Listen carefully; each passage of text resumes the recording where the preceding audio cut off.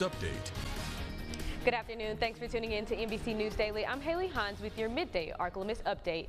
We want to introduce you to Stan and Ashley Feltz. The couple says they were called to international adoption several years ago. They walk us through their journey of caring for their two daughters, both who face significant everyday challenges. Prior to adoption, our lives were busy and full with our 4 biological kids. We were living off of one income, and although we had spoken about possibly adopting in the future, as you can imagine, our family was already big and full of life, and so we just unknowingly didn't really discuss adoption any further. Though the Feltz family did not see adoption as an option for quite a while after already having 4 biological children, they felt called to international adoption after discovering a little girl at a special needs orphanage in the Philippines named Micaela. At that point, Stan and I had never spoken about international or domestic adoption, whether it would be special needs or a healthy child. It was just very clear that the Lord had a daughter for us in the Philippines, and we were to bring her home. After caring for Micaela, who is nonverbal, has cognitive delays, and bilateral clubbed feet, Ashley and Stan realized they were ready to adopt a child who had needs more significant than they could have ever imagined. And the Lord began to burden my heart for those kids with significant needs that are scary and that a lot of people run from. And I found my heart longing to want to parent a child with needs that scared me, and I didn't know how I would parent through those challenges. This led them to opening an adoption within China in 2018. And sure enough, in 2018, we saw our little girl Isabel's face, who is from China. Isabel proved a challenge. She was malnourished and had never walked or crawled prior to being placed with the Feltz family. She has significant needs. She is blind and nonverbal. She was severely malnourished.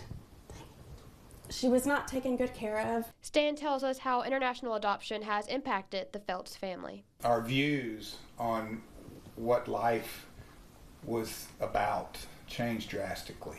Instead of needing all the things and what we'd wanted before, we just wanted to give a child a home. The Feltz family continues to document their journey through YouTube videos, and they are currently in the process of being matched with a child in Bulgaria. Reporting in West Monroe for your Ark-La-Miss news source, I'm Maya Holloway. Health alert. A recall has been issued on ground beef after officials warned that more than 160,000 pounds of ground beef are potentially contaminated with E. coli.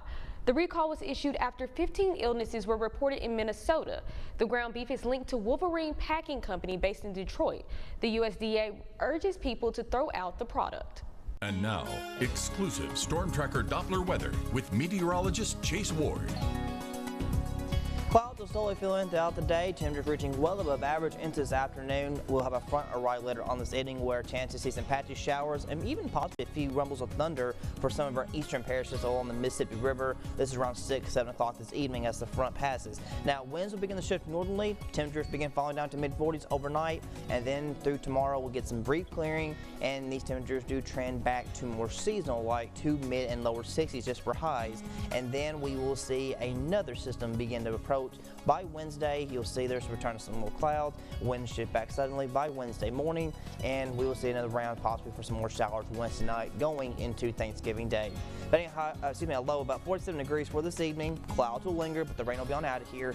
Tomorrow, we'll see some sunshine with some few leftover clouds, but notice we'll just be lower 60s for highs. And then Wednesday into Thanksgiving Day, that's when you can see some rain. Won't be too nothing widespread, mostly kind of scattered to possibly patchy. Rumbles of thunder is definitely possible. Friday, we cool down to mid-50s and staying cool over the weekend through early next week. On Monday, lows themselves will be dropping down too. We will be falling down to the mid-30s and possibly lower 30s. Areas in South Arkansas could be reaching near freezing on Friday night and over the weekend, and with clouds lingering and staying cool through much of next week. That's it for your midday update. NBC News Daily continues.